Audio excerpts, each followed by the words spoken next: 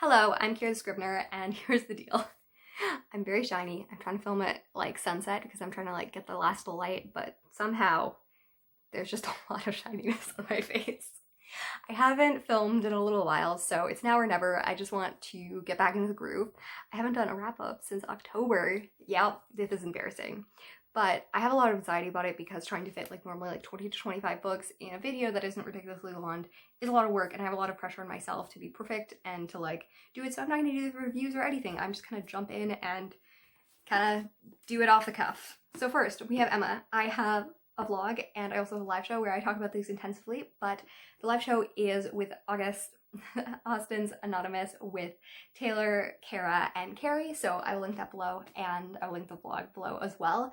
I really enjoy this. It's tied with Pride and Prejudice as my favorite Jane Austen book. I really enjoy the satire. I enjoy the fact that we follow an unlikable character and we see her character development, and we just see the different nuances of the people and the society and the questions of that. And I really love it. And this is The Ship of the Dead by Rick Riordan, which is the final book in the Magnus Chase series. Pretty much, he is dead and he's the son of the summer, and he is on this quest to end the world, Ragnarok.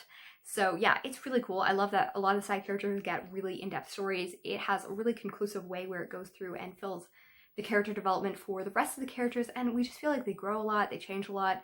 We see all of the worlds, which is cool, and I just love it. And I love the fact that he isn't a traditional masculine hero, and that we really get to see that hero and bravery don't always mean the same thing. You're allowed to be weak, you're allowed to not be a great fighter and be a hero, and I think that's what kids need to say. And I also love the fact that we have Muslim representation here, and just representation for different sexualities and different genders and stuff like that as well. And altogether, it is a really great book that has a lot of lessons and a lot of conversations that I think need to be said. So now we have my controversial thoughts. I read The Prince and the Dressmaker by Jen Wang. I've heard nothing but great things, and I was like, I don't know. I don't like fluff very much. It's not normally my thing. Let's try. And I tried it. And I know I should have known this going into it. It's a graphic novel. It deals with this boy, Sebastian, who is the Prince of Belgium, and he dresses up at night and goes out onto town as Lady Castalia. And then we have his dressmaker, that's the name, and her story as well. My issue is that there's no stakes in this novel whatsoever. Everything that they want, like, no one is going to recognize me, no one is going to tell it my dressmaker for the prince and this famous lady. Everyone knows who she is. She's the most popular, she's the most popular, he's the most popular, all at once. And it's like, that's a little bit too easy. I also think that it didn't have the necessarily clearest conversation on gender identity and stuff. Like, I'm referring to him as a he because they do throughout the book, but it's never completely clear if it's more a drag queen thing or a gender identity thing. We're never completely thing. I think I got out of it that it was more drag queen and he identifies as he while not dressed up as Lady Castalia, but I don't have that clear answer. I also have my huge thing, which is, so King Leopold of Belgium, he's called King Leo, but I'm pretty sure that this is who it's supposed to be relating to, is an interesting character. So mild spoilers, like, you're assuming that the main character is probably going to be outed at some time because that's the conversation, the drama around it, which isn't necessarily the greatest drama, but of course that's what happens.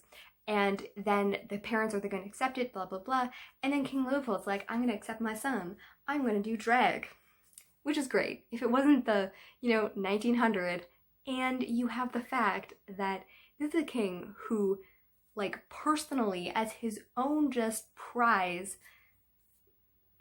colonized and like genocide against the Congolese people, was a huge bigot, terrible to women, terrible to like every minority, had humans as zoos in Belgium. Like, he is known as one of the people that's like one of the huge tyrants, one of like the most evil people in the world that like literally just doesn't get credit, or not credit, but like he didn't get called out. If you want to hear her thoughts, you should talk to the other Christine that reads, because she has much more vehement thoughts about this than I do. But like, again, like, I wish that this had been either in a fake country in our world, in a different century, or just was in a fantastical world. Like, you take this character and you're like, I obviously don't want it to end sadly, but like, really, I'm supposed to believe that this is a man who would be like, yeah, I'm fine with my son doing this. Like, it's like, don't make this person who is literally evil responsible for thousands, like a people group's death, marginalization, and sexual exploitation, and tell me that he'd be like, yeah, I'm fine. A lot of my month, I was rereading The Hunger Games, and I really, really loved it. I have a vlog coming forward about this as well. I haven't edited it yet, but it is really, really great. I was really impressed by the conversations, especially about mental health about it. It is very, very well annotated now, and same with Catching Fire. I really enjoy them a lot.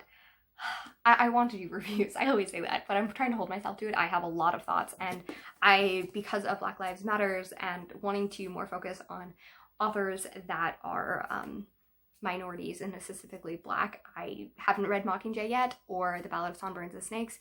I put that on hold, but I will be doing that, and then I will be having a full conversation and videos and all of that. But mental health representation, great. I really enjoyed the character development. I'm really, really angry that it constantly gets just thrown off as not an important story, because Katniss is just focused so much on like figuring out which boy is best for her, which is fine. Don't like crap on girls for wanting romance, but also like that's not Katniss. Like literally it's about a story of survival. Like all she's ever asking is like, I am terrified of love because I'm terrified about like procreating and making my children go through this again. And I think that's like such a more nuanced conversation to have. But because it's a female main character and female author, they're like, yep, it's about romance. And it's like, why do we just hate on teenage girls? It's annoying. And right at the end of the month, I forgot that I have these two audiobooks that I finished up literally on the very last day of May, and I have Station 11, which I really enjoyed. This is a literary fiction dystopian book, which again, because of what's going on, I feel like I've been feeling very close to dystopian novels and reading this, but it takes a flu that comes from Georgia, so Asia, and wipes out 99% of the population. So obviously COVID is not that much, but it really relates to like how it's going on, you know, the mass buying, all of that. So it was really cool to like read it and be like, yeah, this is what's going on. But then we follow like 15, well, all the way back into someone's life, like 40 years before it happens, all the way to about 20 years after. And it's really cool to see the stories of who they are before and after the collapse of civilization. And one of the common things is survival is insufficient. The idea that we need more than just survival to be humans. We need to have art. So some of the main characters are the theater troupe that will go around and perform Shakespeare. And the fact that we can't focus completely just on tragedy and survival. We also need to celebrate things, and we need to bring light to conversations as well. And I really, really enjoyed that conversation. So much of the writing, I should also do a review about this because I could talk about this for like an hour. But I really think it's a really important story that needs to be told and has beautiful writing, beautiful stories. I think that some people might have issue with the like flopping around, but I love third person omniscient. I love shifting timelines. These are the things I love. So it might not be everyone's cup of tea, but I think it's a really important story, especially right now. Last but not least, I read the short novella by Sylvain Neuvel, and this is a test. And I really enjoy his Sleeping Giants series. I enjoy the conversations of philosophy and stuff like this, but it's hard to talk about this because it's such a short book. But pretty much it is about this man who is named Abir, and he has lived in Britain for 5 years from Iran, and he is doing the citizen test. It is a 25 question that will mean if him and his entire family gets to be citizen of the UK. And during this, a terrorist comes in and makes him choose between the lives of different people. But we also find out some twists and turns and conversations about philosophy, conversations about really what institutes our morality, what institutes the questions. Do we just want to be seen as a good person, which again is a conversation that's happening a lot in the world right now, and also conversations about philosophy, the scars of making those choices, the fact that of PTSD, and how going through trauma, going through radical situations changes us and scars us in ways we can never really move past.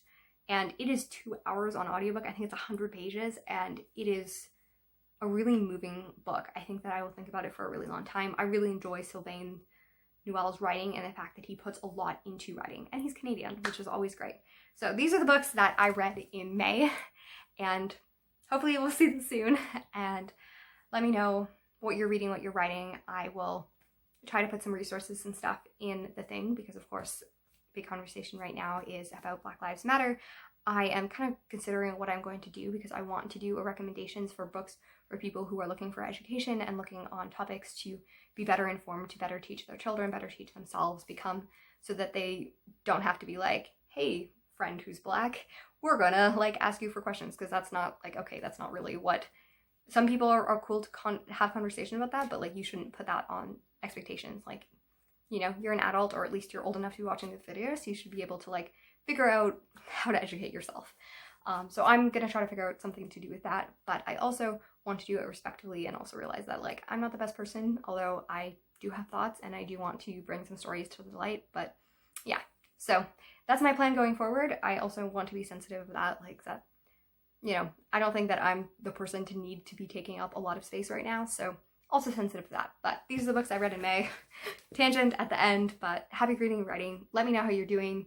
If you need anything, reach out. That's always good. And bye.